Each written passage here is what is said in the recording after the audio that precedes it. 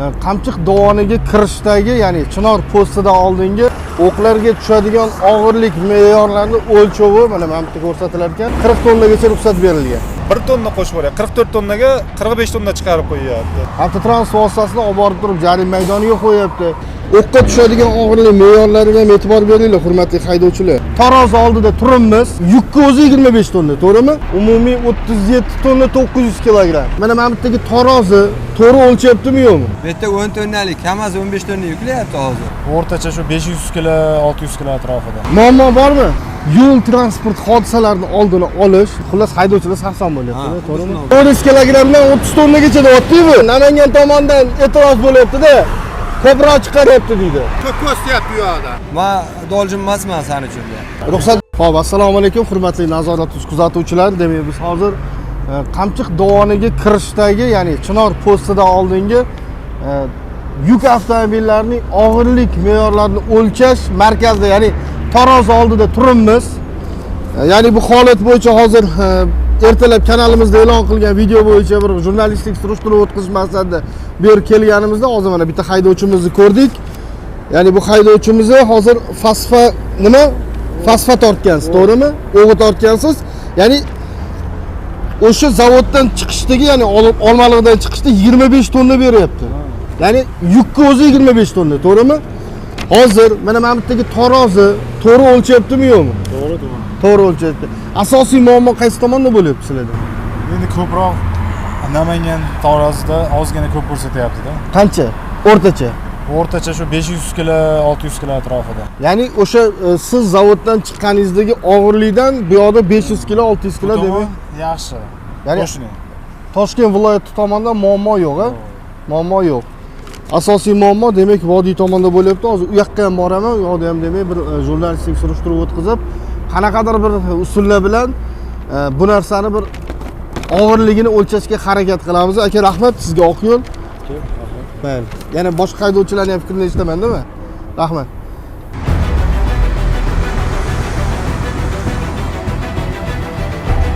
O'qlarga tushadigan og'irlik me'yorlarini o'lchovi mana bu yerda ko'rsatilar ekan. Ya'ni bu shu Toshkent viloyati Angren shahridan demak mana 563 50 563 KBA beryapti mana. Ya'ni bu hozir 25 tonna to'g'ri beryapti bu. Ya'ni bu hozir chiqqandagi naklab do'yi buni. Xuddi shunday. Yukini naklab do'yi demak. Hozir assalomu alaykum. Keyingisi mana tablo bo'yicha umumiy 17 tonna 16 kilogramm. 160 kilogramm. Xo'p, keyingisi 40 751 UUA.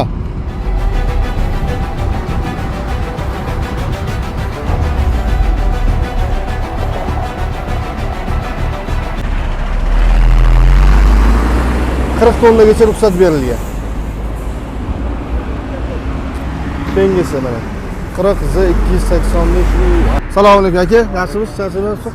Nazorat tuzilmaviy axborot vositasi jurnalistiman aka. Bularni biz jalb qildik, ya'ni ertalab o'sha ijtimoiy tarmoqlarda chiqqan video yuzasidan demak jurnalistik surishtiruv o'tkazish maqsadida ham tarozi o'lchash kompleksiga keldik. Muammo bormi? Yo'q, betkidan muammo yo'q.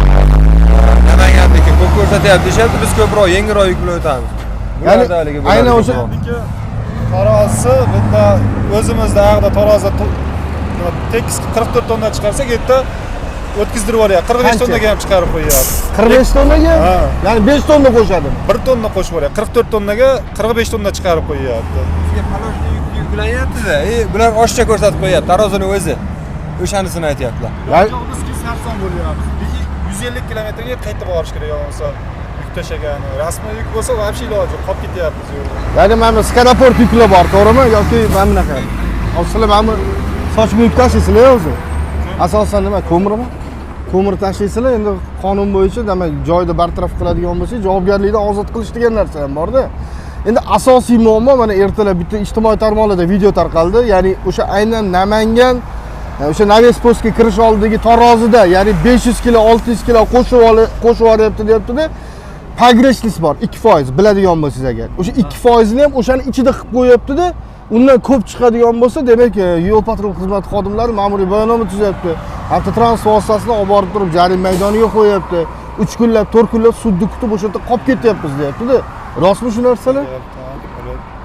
Bor. Bizda bo'lyapti. Xo'p, bizga texpasport beryapti. 25 tonnaga положение beryapti samosvalimda deyilgan.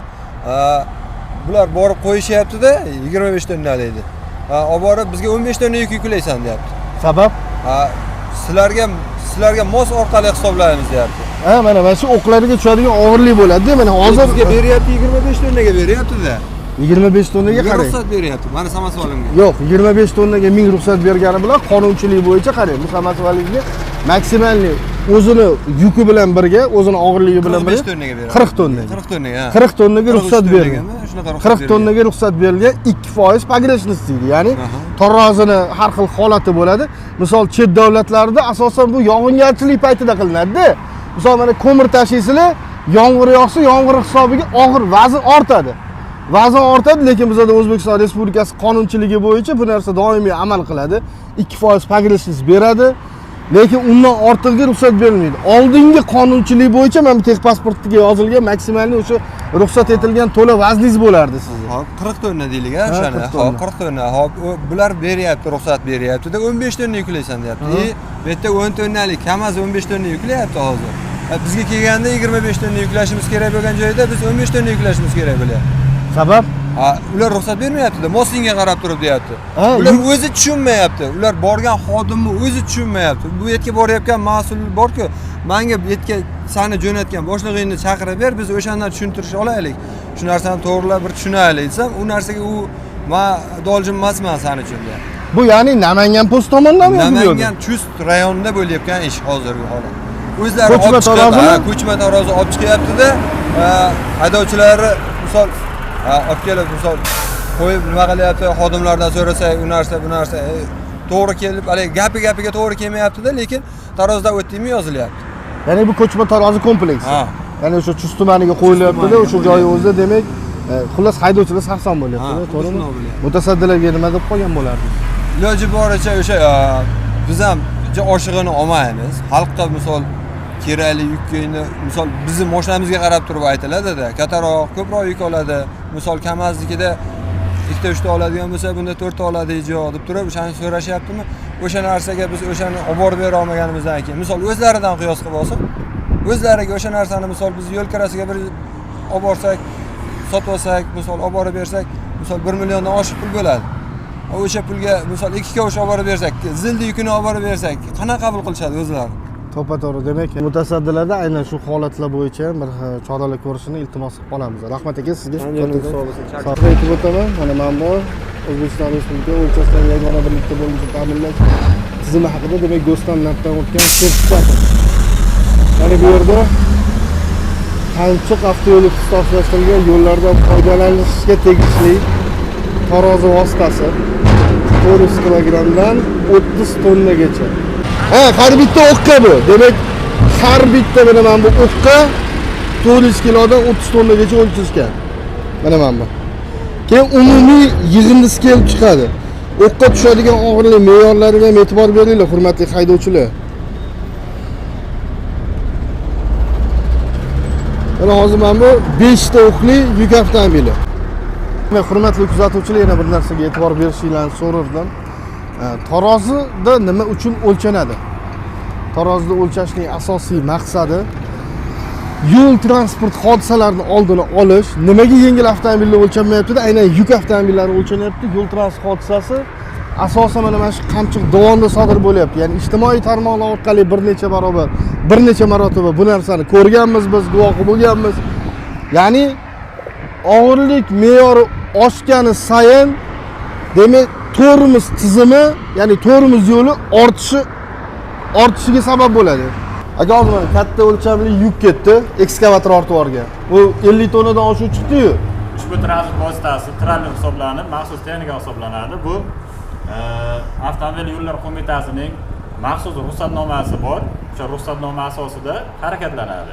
50 tonna, 60 tonna, 80 tonna, bu har xil bo'lishi mumkin. 100 tonnagacha beriladi. Ya'ni ruxsatnomasi bor-ku hozir. Maxsus ruxsatnomasi bor. O'shanga asosan yuk ortib harakatlanadi. Ruxsatnomani kim tekshiradi? ruxsatnomani biz tekshiramiz. Hozir men to'xtamasdan o'tdilar. Keladilarda hozir. Ruxsatnomani olib keladilar hozir. Hozir o'shani ko'rsak bo'ladimi? Albatta keladi, ko'rasiz. Agar ruxsatnomasi bo'lmaydigan bo'lsa nima bo'ladi? Bo'lmasa keyin bayonnoma tuzib jarima maydoniga qo'yiladi. Jarima maydoniga qo'yiladi. Rahmat. Keling, aka. Mana bu demak og'ir o'lchamli yukni, ya'ni og'ir vaznli yukni tashish uchun ruxsatnoma, to'g'rimi? Avtomobil yo'llar qo'mitasidan beriladimi? Ha. Bu bir martalikmi yoki ko'p martalik? 1 yillik. 1 yil, 1 yil deb mashinada tashib yursangiz bo'ladi. Buni 60 tonnagacha. mana nima aka? Hammasi ruxsatnomada to'liq vazni, metri shunday. Ma'lumotlar, hamma ma'lumotlar. Mana shu narsaga qiziqdim. Nima? Samarqand, Buxoro, Turkiston. ko'cha. Bu yo'nalishingizga, to'g'rimi? Hamma Ya'ni mana shu yo'nalishlarga, mana shu treyleringizda demak ruxsat beriladi bu. Bor, hamma. To'g'rimi? Bo'ldi. Aka, hozir bitta ko'mir tashiydigan mashina o'tib ketdi, samasi bor. 44 tonna necha dirham ko'rsatdi? Pergruz bilanmi? Ya'ni 2% pogreshnisi qo'shganda, to'g'rimi? Bo'ldi aka. Aka, assalomu alaykum. Yaxshimisiz? Ikki og'iz fikringizni eshitmoqchiman. Taroz bo'yicha. Shu yaxshi ishlashyapti. Muammo yo'qmi taroz bo'yicha? Yo'q, qarang, bitta tomon Namangan tomonidan e'tiroz bo'lyapti-da. Ko'proq chiqaryapti deydi. Ko'proq chiqaradi. Namangan tomon. Namangan tomon necha kilo ko'p chiqaryapti? 1 tonnaga farq qiladi. 1 tonnaga farq. E'tiroz bo'ladi, to'g'rimi? O'sha joyini o'zida hal qilsa bo'ladimi uni? Mayda aka, qanaqa qilib hal qilasiz? Yo'q, mana misol uchun mana mikrofonni oling-da bana. Qarang. Misol o'zingizni me'yoringiz borda, ya'ni qayerdadir tarozdan o'lchab kelasiz. Namangan postiga kelganingizdan keyin og'irligidan ko'p chiqyapti. Buni qanaqa qilib isbotlaysiz? Qanaqa qilib isbotlaysiz? Ha. Ular uni tan olmaydi aka. Siz aqda uni tortib kelganingizni tan olmaydi. Misol 40 tonna 8 kilo положено o'sha tarozidan o'tishga. U kelganingizdan keyin u 40 tonna, 41 tonna, 42 tonna chiqadi-da u narsa. Ya'ni noto'g'ri o'lcham. Noto'g'ri o'lcham. Bugun ishlayaptimi yo'qmi? Tarozi. Ishlayapti. Bo'ldi, rahmat aka, kattakon. Sog' bo'ling.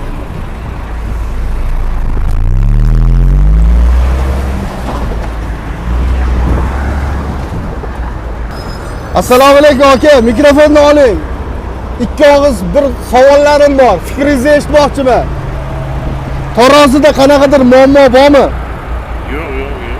Qaysi tomonda muammo bo'ladi? Namangandami bu yoqdami? Aytishlaricha Namangan tomon ko'proq o'lchab chiqarayotgan ekan, ya'ni. Ha, o'shanaqa bo'lyapti. Hozir endi normalniy bo'ldi, tamom. Hozir yaxshi bo'ldimi? Asfaltlik bo'lib, pul olib, mashina ko'tarishib o'tkazishayotgan ekan. Xasirliklar qayerdan chiqyapti aka? O'shalarning o'zinikida taksi ham o'ziniki, ish taraf yozadi, qachon o'sha taksini qo'liga beradi, topga olib tushadi. Boshqa hal yo'q. Ya'ni o'sha holatda xalqqa chiqib ketasiz, to'g'rimi? Yo'q, sudga beradi-da uni. Sudga beradi. Xalq chiqib ketish iloji bor, pasrendiki bilan. Menda unaqa bo'lgan yo'q, muammo yo'q, lekin bolalarda bo'libdi. Bolalarda bo'lib turibdi aka. Rahmat kattakon aka, sog' bo'ling.